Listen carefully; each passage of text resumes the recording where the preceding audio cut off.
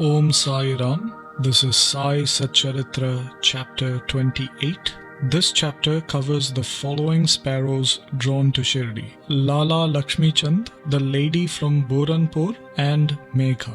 Preliminary: Sai is not finite or limited. He dwells in all beings, from ants and insects to the God Brahma. He pervades every being on earth. Sai was well versed in the knowledge of the Vedas as well as in the science of self-realization. As he was proficient in these, he was well suited to be a Sadguru. Any person, however learned, unable to awaken disciples and establish them in self-realization does not deserve to be called a Sadguru. The Sadguru does away with both life and death, and thus he is more kind and merciful than anybody. Sai Baba often said that no matter where his devotee went, he would be drawn to Shirdi like a sparrow with a thread tied to its feet. This chapter describes the stories of three such sparrows.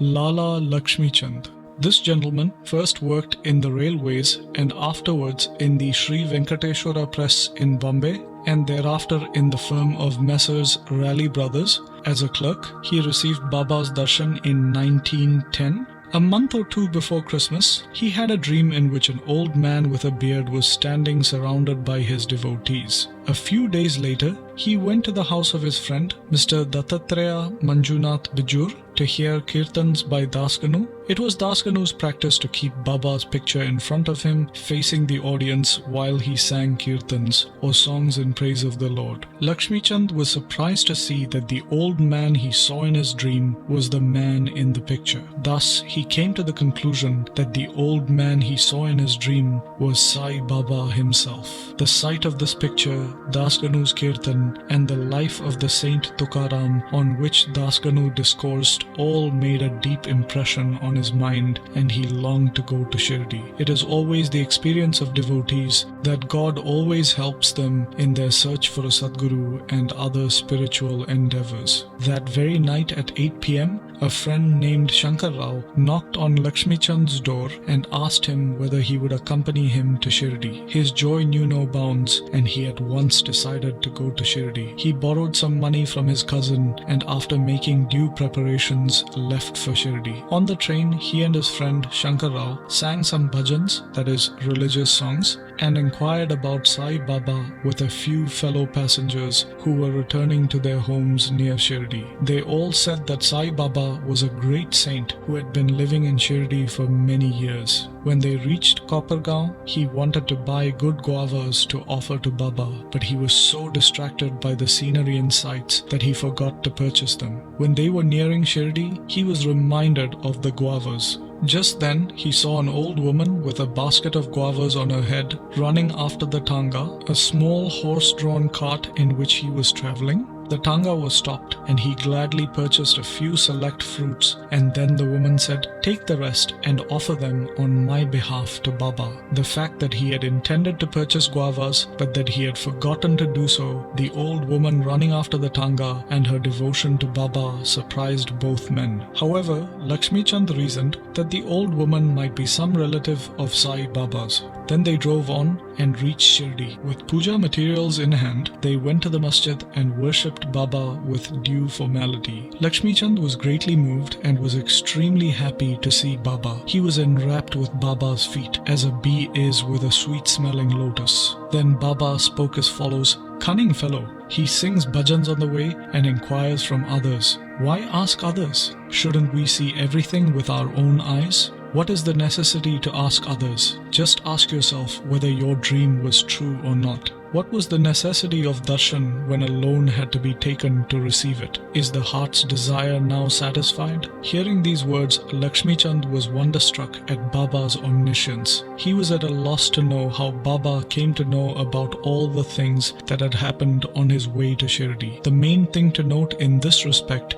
is that Baba never liked people running into debt to receive his darshan, to celebrate a holiday, or to go on a pilgrimage. Sanza, one day at noon, when Lakhamichand was waiting for meals to be served, he got some sanza or wheat pudding from a devotee as prasad. He was pleased to have it. The next day he expected it again, but got nothing. So he was anxious to receive it again. Then on the third day, during the noon aarti, Bapu Sahib Jog asked Baba what Naivedya he should bring. Baba told him to bring sanza. Then the devotees brought 2 big pots full of sanza. Lakhamichand was very hungry and there was some pain in his back. Then Baba said to him, "It is good that you are hungry. Have some sanza and take some medicine for the pain in your back." He was wonderstruck to see that Baba again read his mind and spoke what was passing therein. How omniscient he was. Evil eye.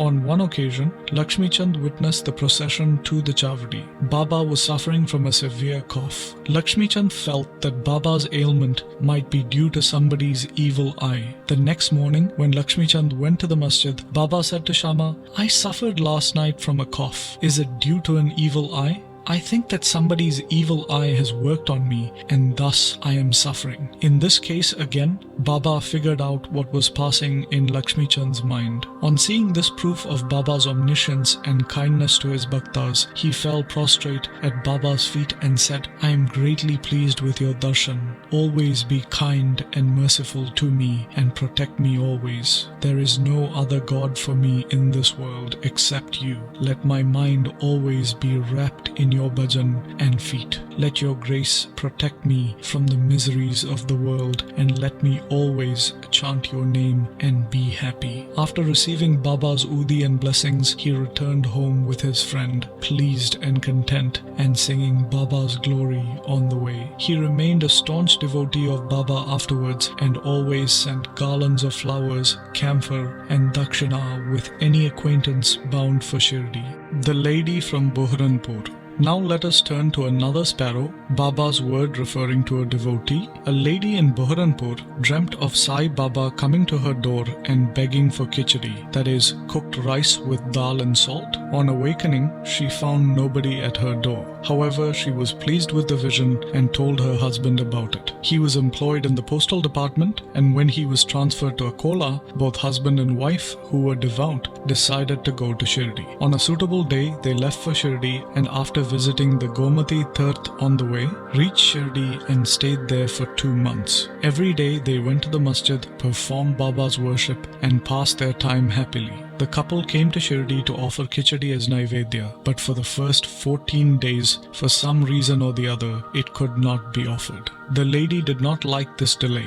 Then on the 15th day, she came at noon to the masjid with her khichdi. There she found that Baba and others were already seated and ready to have their meals, and the curtain was down. Nobody usually dared to enter when the curtain was down, but the lady could not wait. She pushed the curtain aside and entered. Strangely enough, Baba seemed to want khichdi that day, and when the lady came in with the dish, Baba was delighted and ate every morsel of the khichdi served to him. On seeing Baba's earnestness in this respect, everybody was wonderstruck, and those who heard the story of the khichdi were convinced about his extraordinary love for his devotees. Megha.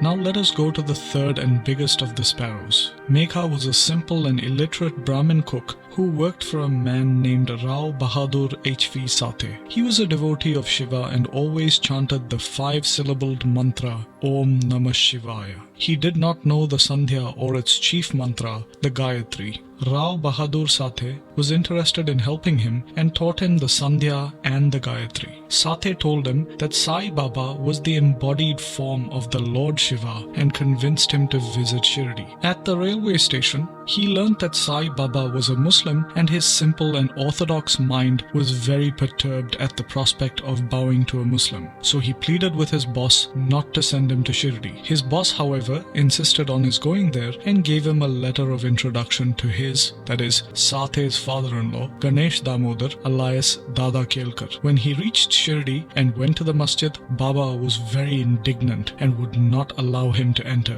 "Kick this rascal out," roared Baba, and then said to Megha, "You are a high caste Brahmin and I am a low Muslim. You will lose your caste by coming here, so go away." Hearing these words, Megha began to tremble. He was astonished as to how Baba had come to know about what was passing in his mind. He stayed there for a few days, serving Baba in his own way, but was not convinced. Then he went home and after that went to Triambak in the Nasik district and stayed there for a year and a half. Then he again returned to Shirdi. This time, at the intercession of Dada Kelkar, he was allowed to enter the masjid and stay in Shirdi. Sai Baba's help to Megha was not through any verbal instructions. He worked upon Megha internally or mentally, with the result that he was considerably changed and benefited. Then Megha began to look upon Sai Baba as an incarnation of Shiva. In order to worship Shiva, bela leaves are required, and Megha used to walk several miles every day to bring them and worship his Shiva,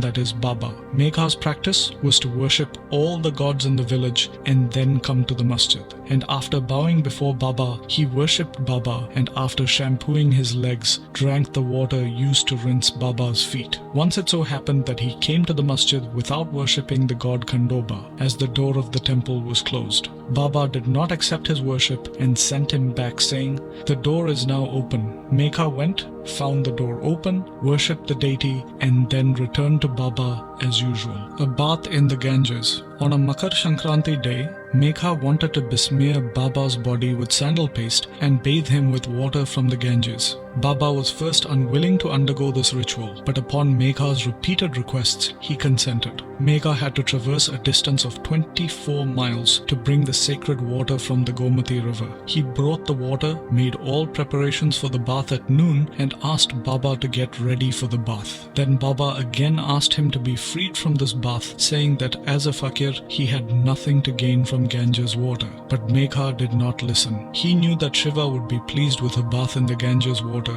and that he must give his Shiva, Baba, a bath on this auspicious day. Baba then consented, came down and sat on a wooden board, and leaning forward said, "O Megha, do me a favor at least. The head is the most important organ of the body, so pour the water over only that. It is equivalent to a whole bath." "All right," said Megha, and lifting the pot, began to pour it onto Baba's head. But while doing this, he was so overwhelmed with love that he cried out, "Har Gange," and emptied the entire pot on Baba's whole body. He put the pot aside and began to look at Baba, but to his surprise and amazement, he found that Baba's head was drenched, but the rest of his body was completely dry. The trident and the pindi. Megha worshipped Baba in two places. He worshipped Baba in person in the masjid, and he worshipped Baba's big picture in the wada. He did this continuously for 12 months. Then, in order to appreciate his devotion and to confirm his faith, Baba gave him a vision. Early one morning, when Megha was still lying in bed with his eyes closed but internally awake, he saw Baba's form clearly. Baba, who knew he was awake, threw akshata, that is, rice grains colored red with kumkum, and said, "Megha, draw a trident," and disappeared. Hearing Baba's words, he eagerly opened his eyes and did not see Baba, but saw red rice grains scattered all over. He then went to Baba, told him about the vision, and asked for permission to draw the trident. Baba said, "Did you not hear my words asking you to draw a trident? It was not a vision, but rather a direct order, and my words are always pregnant with meaning and never hollow." Megha said, "I thought you woke me up, but all the doors were closed, so I thought it was a vision." Baba rejoined, "I require no door to enter. I have no form or extension. I always live everywhere. I am the controller of all the actions of the man who trusts me and merges into me." Megha returned to the wada and drew a red trident on the wall near Baba's picture. The next day, a Ramadasi devotee came from Pune, bowed before Baba and offered him a pindi, that is, an image of Shiva. Megha also turned up at that very moment. Baba said to him, "See, Shankar has come. Worship him now." Megha was surprised to see the pindi following the trident immediately. At the same time in the wada, Kakasaheb Dikshit was standing with a towel around his head after a bath. He was remembering Sai when he saw a pindi in his mental vision. While he was thinking about this, Megha came and showed him the pindi presented to him by Baba. Dikshit was happy to know that the pindi exactly matched the one he had seen a few minutes earlier in his vision. A few days after the drawing of the trident was complete, Baba installed the pindi near the big picture which Megha was worshipping. The worship of Shiva was dear to Megha, and by arranging the drawing of the trident and the installation of the pindi, Baba confirmed his faith therein. After continuously serving Baba for many years, having performed regular worship and arti every noon and evening, Megha passed away in 1912. Baba touched Megha's corpse and said,